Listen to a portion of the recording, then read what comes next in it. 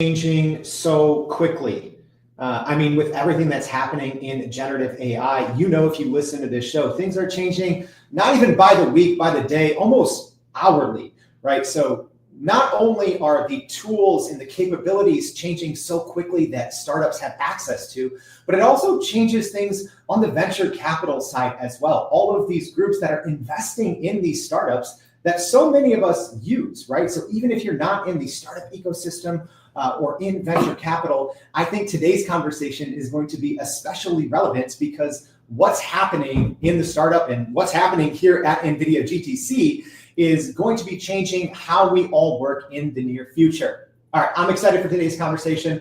I hope you are too. What's going on, y'all? My name is Jordan Wilson, and welcome to a special edition of Everyday AI. This is your daily live stream podcast and free daily newsletter, helping us all not just keep up with what's happening in the world of generative AI, but how we can all actually leverage it to get ahead, to grow our companies, and to grow our careers. So if you're listening on the podcast, you might not hear anything different, but if you're on the live stream, you definitely see that we are live here at the NVIDIA GTC conference. The eyes of not just the AI world and the tech world, but I think the eyes of the business world are on what's happening here at GTC. And we're very happy and excited to be partnering with NVIDIA to bring you a lot of exclusive insights and interviews from industry experts. So let's just get straight into it. Speaking of industry experts and startups, that's what we're talking about today. So please help me welcome to the show Aliya Babul, who is the platform manager for the NVIDIA VC Alliance. Thank you so much for joining the show. Yeah, I'm glad to be here. All right. So tell me a little bit about what you do. What do you do as the the platform manager for the VC Alliance? So NVIDIA's VC Alliance is really our program to support VCs that are investing in the AI ecosystem. So we work with VCs on kind of the two aspects that VCs work on, so investment and portfolio support. So on the investment side, we are really working with VCs to bring them cool startups that we see that they're excited about and potentially want to invest in. And on the platform support side, we're kind of working with VCs to support their portfolio companies on AI optimization, AI implementation, really helping them figure out, how we can help their startups scale more quickly.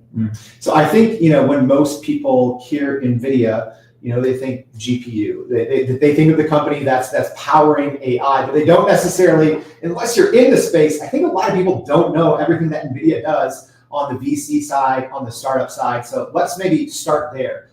NVIDIA is supporting thousands of startups. How does this all work, right? Because people just think, oh, GPU chips. NVIDIA is more than that. That is definitely true. And we do have GPUs. That is a main part of what we do. But other than that, we also have a lot of software that startups can use to, again, kind of work on their AI. We have access to a lot of models. We, provide access to a lot of open source models, which can be really useful for startups. So really, there's a lot on the software side that we're doing that, startups get discounts and, computing credits. So a lot of other things aside from GPUs that a startup needs to kind of run their AIs. Yeah, and if you've listened to the show before, we featured some of the startups in the Inception program at NVIDIA. So how does the VC Alliance and the Inception program, how do those two kind of entities work together? Yeah, so the VC Alliance kind of fits, I would say, sort of like inside the Inception program, in the sense that we specifically work with portfolio companies of VCs. So Inception, as you might know, is really a program for startups in general. They get a lot of access to support on kind of, software and hardware and things like that. But we are specifically working with the portfolio companies of VCs on, a similar type of thing. Again, support and figuring out how they can, better build their AIs. So it's kind of just like a subsect of Inception. And, where does that kind of handoff take place, right? Because, I know there's tens of thousands, right, of startups in the NVIDIA Inception program. How do the startups in there, right? Because I know we have a lot of, startup founders listening to the show. Where does it get to the point where they start working more on your side, right, versus just being in this big umbrella of support that is the NVIDIA Inception program? Yeah, so I would say for a lot of startups, what can happen is their VCs will actually recommend them to us. So through us, and we're able to kind of direct them to the support that they need. So I would say if you're a startup that wants a little bit more support from inception, what I would recommend is if you have a VC backer to get them to, email us or kind of reach out to us on the VC Alliance team. And we can kind of work with that startup on a more personalized level. Okay, so it's almost like like a bring your own VC, right? Like a startup, if they're in the Inception program, they can bring their funder, their VC under the VC Alliance. Is that exactly. Right? Yes, they can do that as well. Okay, cool. So before we get into kind of how venture capital and startups are changing so much right now in this concept of domain expertise, right? Share a little bit about your background, because I think that's going to be especially helpful for our viewers and listeners to know, because you have a PhD in AI. So I started off doing my PhD. I actually did it in astrophysics and AI. So basically looking at, astrophysics has a lot of large data. How can we use AI to process that more quickly? So that was where I started. And then I left and I kind of joined the investment side. So I joined Morgan Stanley first, building AI models to predict the stock market. And then I left for the kind of private investment side and I joined the VC space. And now I'm here. Yeah, and this is such a great combination of your background and your current role. It's pretty cool. But let's maybe hit rewind first, because I think the startup ecosystem has changed so much, right? Especially over the last year or three, but even before that. Can you maybe bring us up to date? Because, as an example, 5-10 years ago, there were still startups working in AI. Artificial intelligence isn't new, but now it seems like, I don't know, maybe every startup is AI powered or AI infused, AI something. Where are we at just in terms of kind of the current landscape of the startup ecosystem when it comes to AI integration? I think that's definitely true. I remember back when I was doing my PhD, you would see almost no startups kind of advertising that they were using AI. And I think that maybe partly was because less people had heard of AI, so it wasn't as exciting as it is today. But now I think, AI is a lot more accessible. Even just if you look at models like LLMs, they're a lot easier to use. You can kind of plug in your own data and get a lot of outputs that are very customized. So definitely, I think a lot more accessible than they were maybe 5 years ago. I think you're seeing a lot more startups starting to use it, and a lot more startups that are starting to, I think, really use it in some really interesting ways. Can startups really thrive if they're not, if AI isn't an integral part of their operations? Are there still the equivalent of offline startups?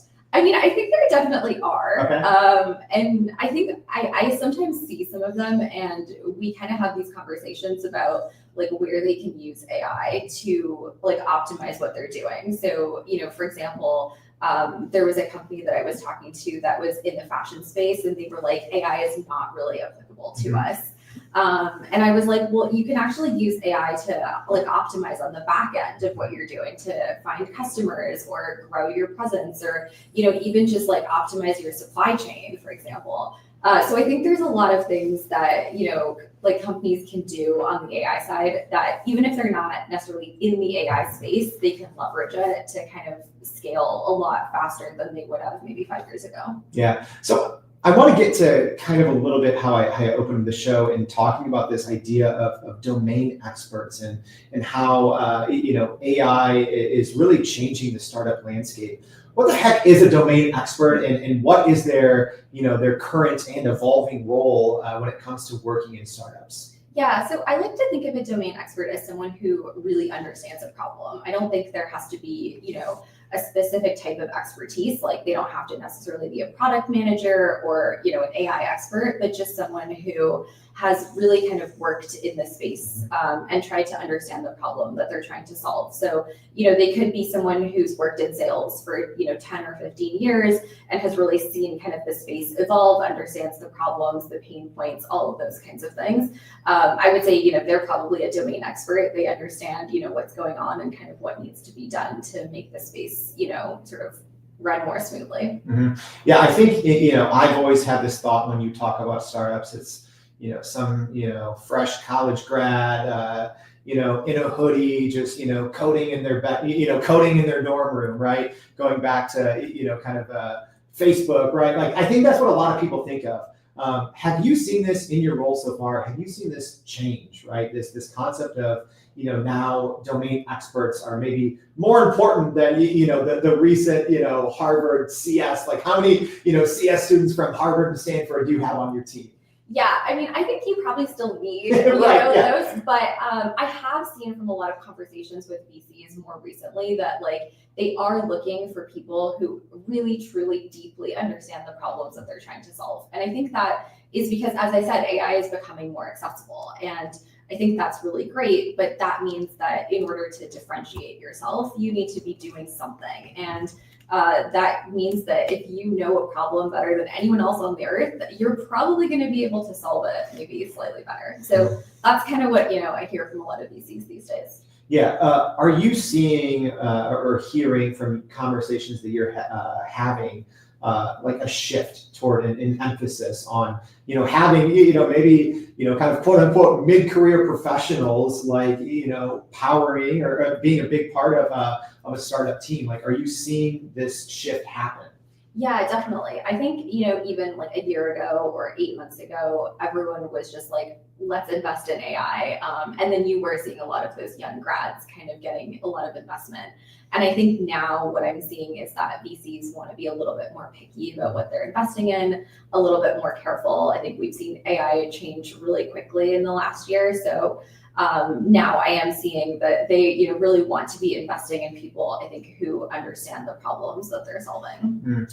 How much of it, and maybe I'm wrong here, but I mean, how much of it could be attributed to large language models just becoming more capable, right? Like these models now, when we talk about the commoditization of knowledge, right? Does that have anything to do with why domain expertise now is maybe more important than it was a year ago, 3 years ago, just because knowledge is more and more accessible to anyone that can, sit behind a ChatGPT or a Claude or something like that? Yeah, I mean, I think that's definitely true. I was actually just recently talking to a VC that's attached to a consulting firm, and they were saying that, for example, they are more and more leveraging LLMs instead of analysts. Mm-hmm. But that wasn't the case for their senior managers, that they still really, needed those people because they knew the problems, they knew how to solve them, they knew how to work with clients, all those, skills.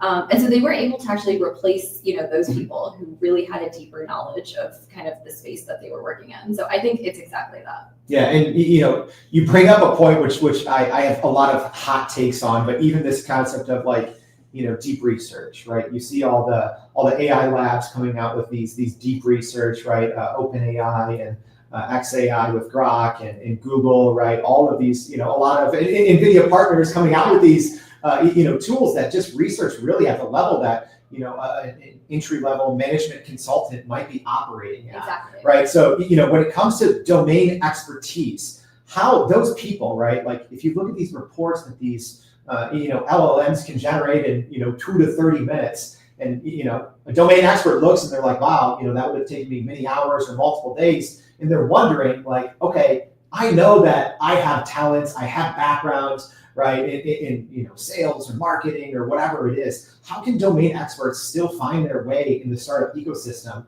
when the tools available are becoming exponentially more powerful? Yeah, I mean, I think this kind of starts to go into like the esoteric, sort of AI. But what I would say is that, even if like, a deep research report comes out that AI has generated, I think it still takes someone who understands that domain to kind of go back to what we were talking about, to actually be able to say, like, what do I do with this information? How do I put it into action, or how do I put it into, to create a startup with it that is actually able to do something useful? So I think there's still a lot of space around how do we use information that still requires, I think, people who have had a lot of expertise, like turning, what their experiences have been or what their, what research they've collected into sort of actionable insights. Mm-hmm. One thing that I love about NVIDIA and, learning from, experts at NVIDIA, such as yourself, is the collaborative environment at NVIDIA, right? If you're at one of the AI labs, I think it's so super competitive, right? But NVIDIA, you're partners with just about everyone because everyone uses your technology to build their AI. So with that in mind, right, I'm sure that you're working with, venture capitalists and startups, working across many different fields and sectors. What are you seeing like common trends, right? Whether it's on the VC side or the startup side, when it comes to AI, what are some common trends that you're starting to see right now? Yeah, I mean, I think, as you said, we kind of are sort of this node in like the ecosystem of startups and VCs. So I think we work across like a lot of sectors. We work across like a lot of different kinds of companies, whether they're more on like the application side or, on the deeper kind of AI side. But I would say like, again, I think one of the trends that I've really seen is sort of this idea that you're starting to see like startups that I think are a lot smaller and a lot more like kind of laser focused on, I would say like more narrow problems, and then they're trying to solve them more deeply. What does that mean? Like how can startups find that narrow application for, their app or their SaaS? Like how can they find that? Because I think that's so important. Yeah. Like, it moves so fast. It does move really fast. I would say though, I think if you've kind of worked in a space and you know what the pain points are, you probably know what pain points can be easily solved by like an AI that might come out tomorrow, or that, ChatGPT might build on top of or build something that's easily kind of replaceable versus problems that I think are harder and maybe more complex to solve that require like, your sort of intimate knowledge to actually go about, making change. Yeah, and that's a great point that you bring up because, all of the big AI labs are continually, putting out new and easy to use, infrastructure. As an example, OpenAI just released their, Agents SDK. I believe last week. Yeah, it's hard when I do this every day. I'm like, was that last week or was that like 3 months ago? But I mean, how can startups even begin to deal with the pace of innovation at the big AI labs, right? Because you could spend, 6 months, a year, 18 months building something, and then all of a sudden, one of the big AI labs comes out and releases something, and you're like, that's what we've been working on. Yeah. I mean, I think like competition is going to exist. I think it's part of the world that we live in now. So I would say probably for a startup, again, I think this is more on like my personal opinion. I think it's a matter of, getting customers and kind of, again, making sure that, you're really kind of solving the problems in a unique way, because I think that's really what's going to allow you to thrive in a world where everyone is trying to come up with the same ideas in some sense. Yeah. What advice, because I'm sure that you hear both from on the venture capital side and the startup side, is it getting increasing, I'm observing from the outside, do you think it's getting increasingly harder for, these companies not just to, find product market fit, but to actually, get the users, get the paying users, get the traction because of everything that's happening, right, at the big AI labs and just the sheer breakneck pace of large language models? Yeah, I mean, I would argue, to disagree slightly, I would argue that product market fit has probably always been difficult. I don't know that I would necessarily say it's more difficult today than it was 5 years ago. And in fact, I might say that it might actually be slightly easier because I think, companies are more open to the idea of using like innovative startups or, technology to, do what they're doing faster and quicker and better and all those kinds of things. But I would say definitely on the investment side, I do think, it is becoming more difficult than it was 3 years ago when every VC wanted to invest in AI. And now, you're not seeing that as much. So I think, there's definitely maybe like a rebalancing of the ecosystem that's happening right now. Yeah. And walk me through on the VC side, because I can only imagine, maybe if you were, 2020, 2021, investing in some early AI startups, there's probably a decent level of confidence there, Yeah. right? Is it harder to feel confidence in large investments, now in 2025 when the pace is so fast? And, maybe walk us through, what a lot of, these VC groups are maybe not struggling with, but what are the challenges of being able to keep up? Yeah, I mean, I think it's definitely hard now because we've seen, as you said, startups that they've invested in that were doing really well, and then a big kind of AI company comes out and says, okay, we've actually done exactly what you're doing, and people are going to more likely to use their products over a startup's product. So I think definitely VCs I think are becoming a little bit more cautious from what I've seen, which is not to say that they're less enthusiastic about AI, because I think everyone knows that there's a lot of really, really exciting applications in AI, but just more cautious around which investments they make. And so I think VCs from what I've heard are sort of starting to think a little bit more about how do we think about how AI is changing business models, how do we think about innovation in AI, how do we predict what the next thing that a big AI company is going to come out with, so that we can make sure that our startups are sort of like well positioned for the next 5 years. Yeah, and I'm curious, what are you doing right now to ensure that outcome as best as possible, right? I mean, there's no way to predict the future, but what are you all doing to ensure that both the VCs and the startups, right, whether they're in the Inception program or ones that you're working more directly with, what are those common steps that you're taking to make sure that they're as set up for success as possible? Yeah, so tomorrow we have the AI Day for VCs, which I think is one of the ways that we are trying to equip VCs to sort of have an understanding of what is happening in the AI landscape and how does it affect their investment decision making. So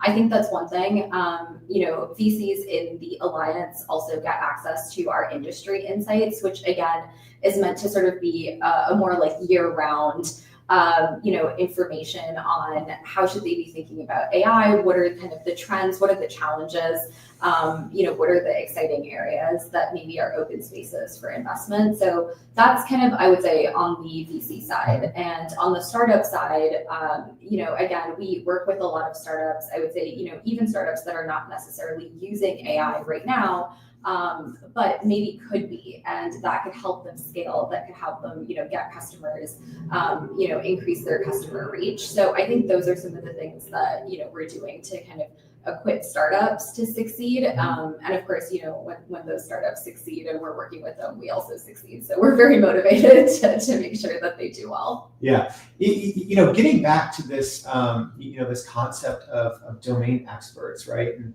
I always, have people that I picture in my mind who are, maybe in their 40s. And, I know now, unfortunately, there's also, huge layoffs going around in the tech industry. And one thing I always point out is like, what better time, right, for someone with 20 years of experience in sales, or 20 years of experience in telco, right, to be able to come in and build something from scratch. It seems like there's no better time. What's your kind of advice to those domain experts who are maybe now looking at being an entrepreneur for the first time? I mean, I would say 100%, like if they have a really cool idea, this, I mean, is definitely a great time to be kind of acting on it. Again, as I said, I think a lot of VCs are really looking for that. So, it's almost better to be that domain expert building a company now, maybe than it was like 2 years ago, where VCs were definitely more excited about, I would say, like any of the novel AI applications, and now they're sort of shifting a little bit. So I think you maybe have even a better chance of kind of getting funded. Yeah. Yeah. And speaking about what VCs are excited about, I feel, maybe 5 to 10 years ago, startups were very proud of their like headcount, right? They're like, oh, we've raised this much money, and we have 500 employees or 80 employees. Right. It doesn't, I don't know, from the outside, that doesn't seem super impressive to me anymore. Especially with, now you can go in and, in the weekend and vibe code, MVP, right, and get something up and running and working. What do you think, or maybe talk a little bit, have you seen a similar shift where people were maybe more concerned about the number of people, and now maybe what are they concerned or focused on more with all the recent advancements? Yeah, so I think I mentioned this. I think kind of the VC ecosystem is sort of going through this like rebalancing. And I think as a result of that, VCs are trying to be a little bit more cautious, a little bit more prudent. And so I think you're seeing VCs that, want to see that companies have customers or they have some, traction. It's becoming, I think, a lot more important than it was, again, a few years ago. You could definitely have a company that got funded that had no customers. And I think you're seeing that a lot less often now. So I think it's important to kind of make sure that, you have a product that's working, that you have customers that are using it. Those kinds of things are becoming a lot more important as metrics, which, they were as well, 7-10 years ago. So I think we're kind of, seeing that sort of rebalance. Yeah. What's still, and I'm sure the rebalancing process is evergreen, right? It's continually like rebalancing, but what would you say right now in this kind of, venture capital startup ecosystem? What are the things that kind of need the most, right, rebalancing? Is it people that are still, working, as if it was 5 years ago and there's no AI? Is it people that aren't maybe talking to customers enough? What is the, in this day and age of AI everywhere, what's the biggest part of that relationship that needs rebalanced? I think it's probably kind of trying to fuse the two things, right? Like, how does AI sort of work with a model where we now want to have customers, we now want to see, more traction than, we did maybe like 3 years ago. So I think it's a question of like that balance between building a product, building something that's like unique and interesting, probably that uses AI in some way, but at the same time, still kind of taking that maybe, quote unquote, like old school approach and actually going out and finding customers. Yeah. I'm sure there's very few people, and few companies that can, sit in the position that you're in, right? Because you have relationships with all of these, the big companies, the small startups. But, if you were sitting across the table from someone who's launching an exciting startup today, what's the advice that you're giving them? So I would say probably two things. I think one, as I've sort of said, I think, really understanding the problem that you're solving. And I think that is, on two sides. So there's the technology side, right? Understanding kind of how you're building technology. And then I think there's the customer side. So understanding the customers that technology is then serving. And I would say like those probably are the two really important things that I'm seeing. And so I would say, you definitely want to make sure you have both. No one wants to see as often kind of the, AI applications that are going to be sort of obsolete in 6 months. But at the same time, a really interesting AI company that doesn't know who its customer is also not interesting. So I think definitely having both of those is important. Yeah. Similarly, on the venture capital side, because I know we have a lot of people in the VC industry listening to the show, what would you tell them, right? Because, I can only imagine how much more difficult their jobs are getting, because it's like every day there's like 1,000 new startups that do, ABC, and, 5 years ago there were none. So what would you say to someone on the VC side? So I would actually say to leverage AI as much as possible to kind of try to do some of that deeper research so that you can really stay abreast of all of the kind of AI innovations and developments that are happening. And I know there's so much information out there, which is why I say, leverage AI to some extent. But I think it just kind of helps to kind of know sort of where AI is going and sort of what the challenges are and what the innovations are to be able to kind of figure out what the white space is and kind of where you want to be investing.